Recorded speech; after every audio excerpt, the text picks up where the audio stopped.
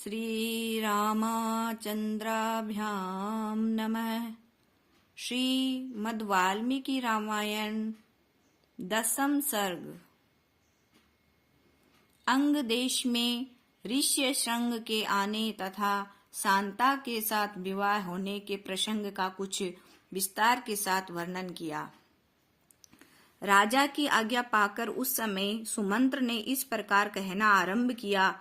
राजन, रोमपाद के मंत्रियों ने ऋष्यशृंग को वहां जिस प्रकार और जिस उपाय से बुलाया था वह सब मैं बता रहा हूँ। आप मंत्रियों सहित मेरी बात सुनिए। उस समय अमात्माओं सहित पुरोहितों ने राजा रोमपाद से कहा, महाराज, हम लोगों ने एक उपाय सोचा है जिसे काम में लाने से किसी भी विघ्न बाधा के आने की संभावना नहीं है। ऋष्यशृंग मुनि सदा वन में ही रहकर तपस्या और स्वाध्याय में लगे रहते हैं। वे स्त्रियों को पहचानते तक नहीं हैं और विषयों के सुख से भी सर्वथा अनभिज्ञ है। हम मनुष्यों के चित्त को मथ डालने वाले मनोवांछित विषयों का प्रलोभन देकर उन्हें अपने नगर में ले आएंगे। अतः इसके लिए शीघ्र प्रयत्न किया जाए। यदि सुंदर आभूषणों से विभूषित मनोहर रूप वाली वेश्याएं वहां जाए तो वे भांति भांति के उपायों से उन्हें लुभाकर इस नगर में ले आएगी। अतः इन्हें सत्कार पूर्वक भेजना चाहिए। यह सुनकर राजा ने पुरोहित को उत्तर दिया, बहुत अच्छा, आप लोग ऐसा ही करें।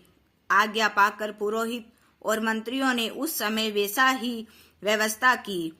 तब नगर के मुख्य वेश्याएं राजा का आदेश सुनकर उस महान वन में गई। मुनि के आश्रम से थोड़ी ही दूर पर ठहरकर उनके दर्शन का उद्योग करने लगी।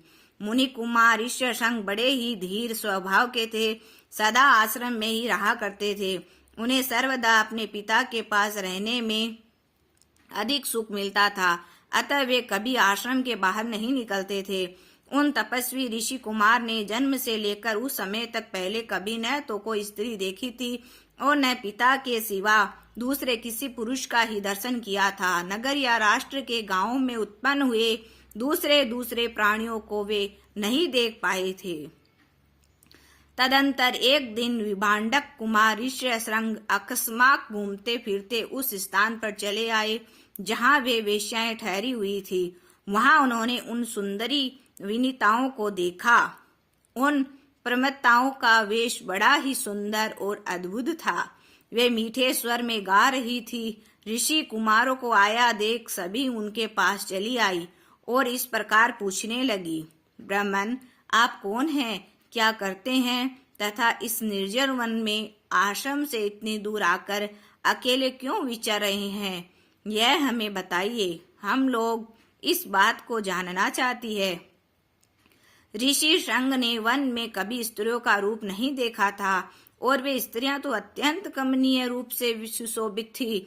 अतः उन्हें देखकर उनके मन में स्नेह उत्पन्न हो गया। इसीलिए उन्होंने उनसे अपने पिता का परिचय देने का विचार किया।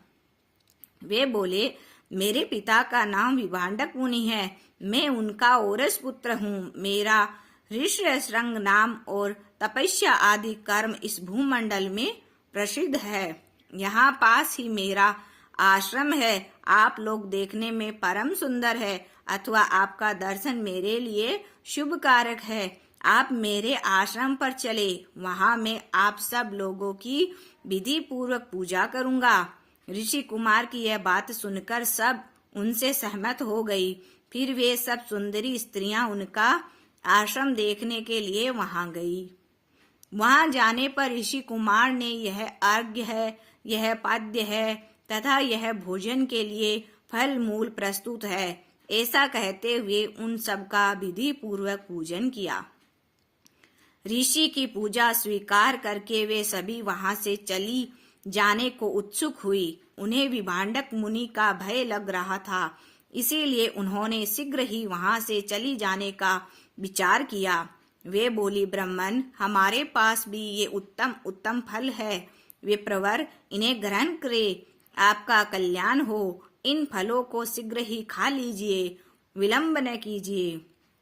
ऐसा कहकर उन सब ने हर्ष में भरकर ऋषि का आलिंगन किया और उन्हें खाने योग्य भांति भांति के उत्तम पदार्थ तथा बहुत सी मिठाइयां दी।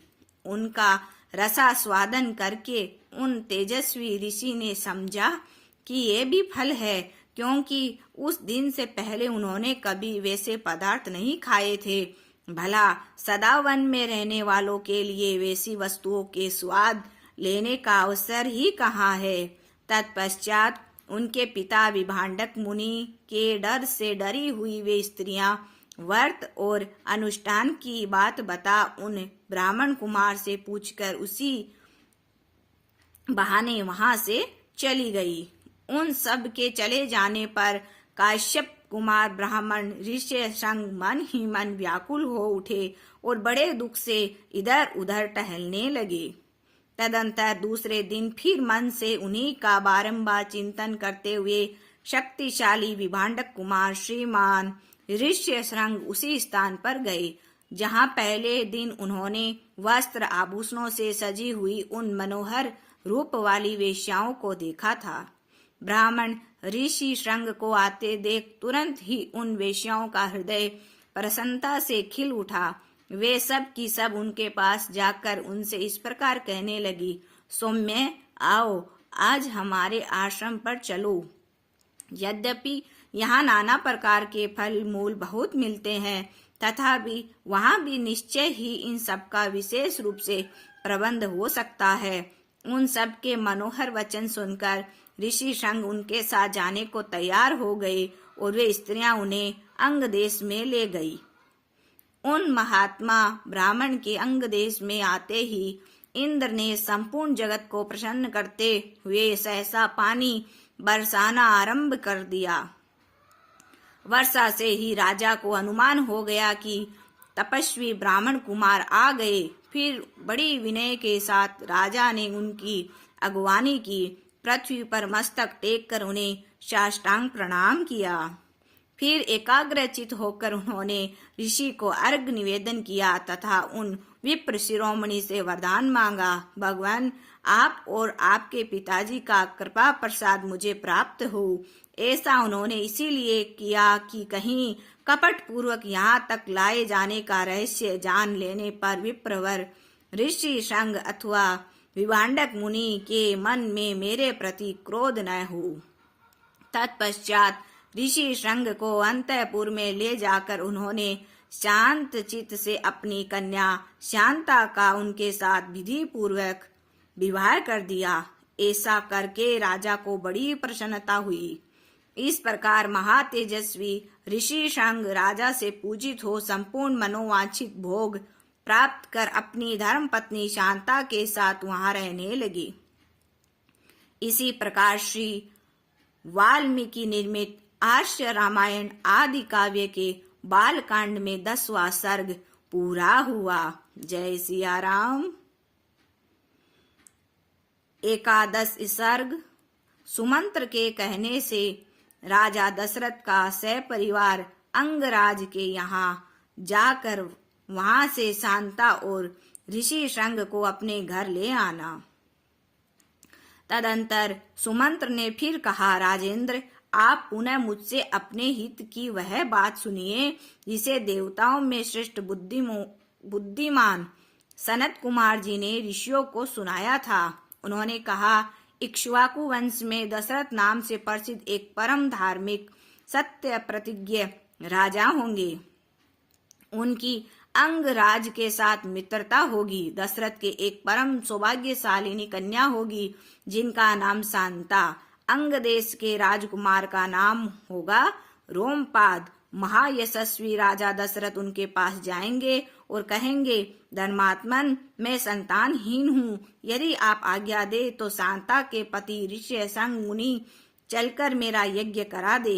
इससे मुझे पुत्र की प्राप्ति होगी और मेरे वंश की रक्षा हो जाएगी। राजा की यह बात सुनकर मन ही मन उच्च विचार करके मनस्वी राजा रोमपाद शांता के पुत्रवान पति को उनके साथ भेज देंगे। ब्राह्मण ऋषि श्रृंग को पाकर राजा दशरथ की सारी चिंता दूर हो जाएगी और वे प्रसन्नचित्त होकर उस यज्ञ का अनुष्ठान करेंगे। यश की इच्छा रखने वाले धर्मज्ञ राजा दशरथ हाथ जोड़कर द्विजश्रेष्ठ ऋषि संघ का यज्ञ पुत्र और स्वर्ग के लिए वरण करेंगे तथा वे प्रजा पालन नरेश उन श्रेष्ठ ब्रह्म ऋषि से अपनी अभिष्ट वस्तु प्राप्त कर लेंगे। राजा के 4 पुत्र होंगे जो अपरमेय पराक्रमी, वंश की मर्यादा बढ़ाने वाले और सर्वत्र विख्यात होंगे। महाराज, पहले सतयुग में शक्तिशाली देव प्रभु भगवान सनत कुमार जी ने ऋषियों के समक्ष ऐसी कथा कही थी। पुरुष सिंह महाराज, इसीलिए आप स्वयं ही सेना और सवारियों के साथ अंग देश में जाकर मुनि कुमार ऋषि संघ को सत्कार पूर्वक यहाँ ले आइए। सुमंत्र का वचन सुनकर राजा दशरथ को बड़ा हर्ष हुआ। उन्होंने मुनिवर वशिष्ठ जी को भी सुमंत्र की बातें सुनाई और उनकी आज्ञा लेकर रनिवास की रानियां तथा मंत्रियों के साथ अंग देश के लिए प्रस्थान किया, जहां विप्र व ऋषि संघ निवास करते थे। मार्ग में अनेकानेक वनों और नदियों को पार करके वे धीरे धीरे उस देश में जा पहुंचे जहां मुनिवर ऋषि संघ विराजमान थे। वहां पहुंचने पर उन्हें द्विजश्रेष्ठ ऋषि संघ रोमपाद के पास ही बैठे दिखाई दिए। वे ऋषि कुमार प्रज्वलित अग्नि के समान तेजस्वी जान पड़ते थे। तदंतर राजा रोमपाद ने मित्रता के नाते अत्यंत प्रसन्न हृदय से महाराज दशरथ का शास्त्रोक्त विधि के अनुसार विशेष रूप से पूजन किया और बुद्धिमान ऋषि कुमार ऋषि संघ को राजा दशरथ के साथ अपनी मित्रता की बात बताई। उस पर उन्होंने भी राजा का सम्मान किया।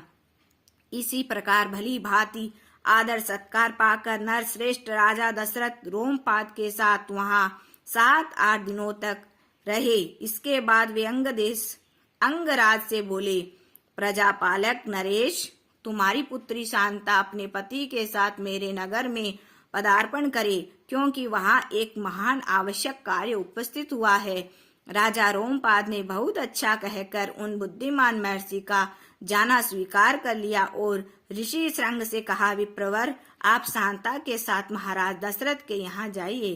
राजा की आज्ञा पाकर उन ऋषि पुत्र ने तथास्तु ऐसा कहकर राजा दशरथ को अपने चलने की स्वीकृति दी।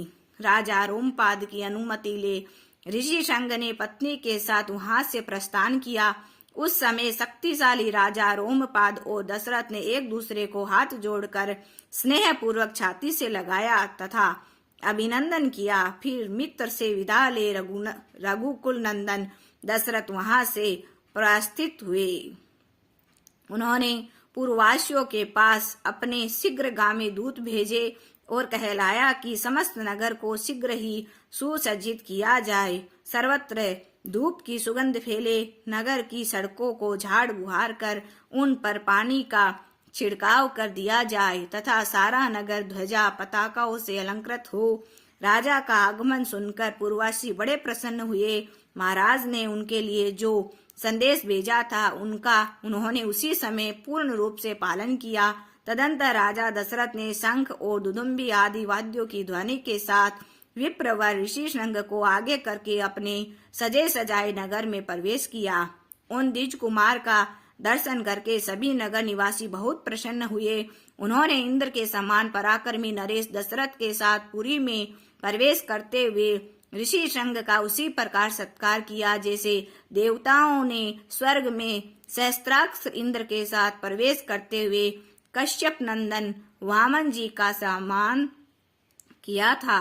ऋषि को अंतपुर में ले जाकर राजा ने शास्त्र विधि के अनुसार उनका पूजन किया। उनके निकट आ जाने से अपने को कृतकृत्य माना। विशाल लोचना शांता को इस प्रकार अपने पति के साथ उपस्थित देख अंतपुर की सभी रानियों को बड़ी प्रसन्नता हुई। वे आनंद मग्न हो गई।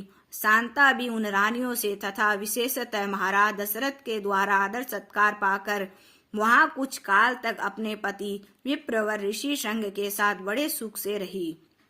इसी प्रकार श्री वाल्मीकि निर्मित आर्ष रामायण आदि काव्य के बाल कांड में 11वां सर्ग पूरा हुआ। जय सिया राम। जय सिया राम। 12वां सर्ग। राजा का ऋषियों से यज्ञ कराने के लिए प्रस्ताव, ऋषियों का राजा को और राजा का मंत्रियों को यज्ञ की आवश्यक तैयारी करने के लिए आदेश देना। तदंतर बहुत समय बीत जाने के पश्चात कोई परम मनोहर दोष रहित समय प्राप्त हुआ। उस समय बसंत ऋतु का आरंभ हुआ था। राजा दशरथ ने उसी शुभ समय में यज्ञ आरंभ करने का विचार किया। तत्पश्चात उन्होंने देवोपम कांति वाले विप्र व ऋषि संघ को मस्तक झुकाकर प्रणाम किया और वंश परंपरा की रक्षा के लिए पुत्र प्राप्ति के निमित्त यज्ञ कराने के उद्देश्य से उनका वरण किया। ऋषि श्रृंग ने बहुत अच्छा कहकर उनकी प्रार्थना स्वीकार की और उन पृथ्वीपति नरेश से कहा, राजन, यज्ञ की सामग्री एकत्रित कराइए। भूमंडल में भ्रमण के लिए आपका यज्ञ संबंधी अश्व छोड़ा जाए और सरयू के उत्तर तट पर यज्ञ भूमि का निर्माण किया जाए। तब राजा ने कहा, सुमंत्र, तुम शीघ्र ही वेद विद्या के पारंगत ब्राह्मणों तथा ब्रह्मवादी ऋषियों को बुला ले आओ। सुयज्ञ, वामदेव, जाबाली, काश्यप, पुरोहित, वशिष्ठ तथा अन्य जो श्रेष्ठ ब्राह्मण हैं, उन सबको बुलाओ। तब शीघ्रगामी सुमंत्र तुरंत जाकर वेद विद्या के पारगामी उन समस्त ब्राह्मणों को बुला लाए। धर्मात्मा राजा दशरथ ने उन सब का पूजन किया, उनसे धर्म तथा अर्थ से युक्त मधुर वचन कहा। महर्षियों, मैं पुत्र के लिए निरंतर संतप्त रहता हूँ। उनके बिना इस राज्य आदि से भी मुझे सुख नहीं मिलता है। अतः मैंने यह विचार किया है कि पुत्र के लिए अश्वमेघ यज्ञ का अनुष्ठान करूं। इसी संकल्प के अनुसार मैं अश्वमेघ यज्ञ का आरंभ करना चाहता हूं। मुझे विश्वास है कि ऋषि पुत्र ऋषि श्रृंग के प्रभाव से मैं अपनी संपूर्ण कामनाओं को प्राप्त कर लूंगा। राजा दशरथ के मुख से निकले हुए इस वचन की वशिष्ठ आदि सब ब्राह्मणों ने साधु साधु कहकर बड़ी सराहना की। इसके बाद ऋषि श्रृंग आदि सब महर्षियों ने उस समय राजा दशरथ से पुनः यह बात कही, महाराज, यज्ञ सामग्री का संग्रह किया जाए, यज्ञ संबंधी अश्व छोड़ा जाए तथा सरयू के उत्तर तट पर यज्ञ भूमि का निर्माण किया जाए। तुम यज्ञ द्वारा सर्वथा 4 अमित पराक्रमी पुत्र प्राप्त करोगे, क्योंकि पुत्र के लिए तुम्हारे मन में ऐसे धार्मिक विचार का उदय हुआ है। ब्राह्मणों की यह बात सुनकर राजा को बड़ी प्रसन्नता हुई। उन्होंने बड़े हर्ष के साथ अपने मंत्रियों से यह शुभ अक्षरों वाली बात कही। गुरुजनों की आज्ञा के अनुसार तुम लोग शीघ्र ही मेरे लिए यज्ञ की सामग्री जुटा दो।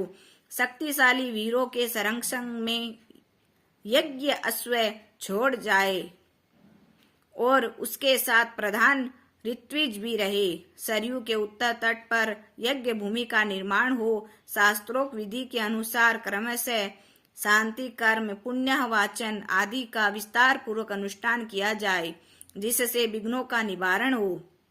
यदि इस श्रेष्ठ यज्ञ में कष्टप्रद अपराध बन जाने का भय न हो तो मैं सभी राजा इसका संपादन कर सकते हैं, परंतु ऐसा होना कठिन है, क्योंकि ये विद्वान ब्रह्म राक्षस यज्ञ में विघ्न डालने के लिए छिद्र ढूंढा करते हैं। विधिहीन यज्ञ का अनुष्ठान करने वाला यजमान तत्काल नष्ट हो जाता है।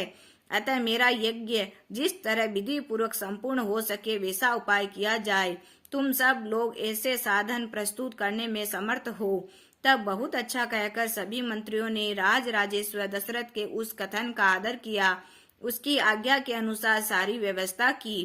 तत्पश्चात उन ब्राह्मणों ने भी धर्मज्ञ नर श्रेष्ठ दशरथ की प्रशंसा की और उनकी आज्ञा पाकर सब जैसे आए थे वैसे ही फिर से चले गए। उन ब्राह्मणों के चले जाने पर मंत्रियों को भी विदा करके वे महाबुद्धिमान नरेश अपने महल में गए इत्यादि। इसी प्रकार श्री वाल्मीकि निर्मित आर्ष रामायण आदि काव्य के बाल कांड में 12वां सर्ग पूरा हुआ। जय जय सिया राम।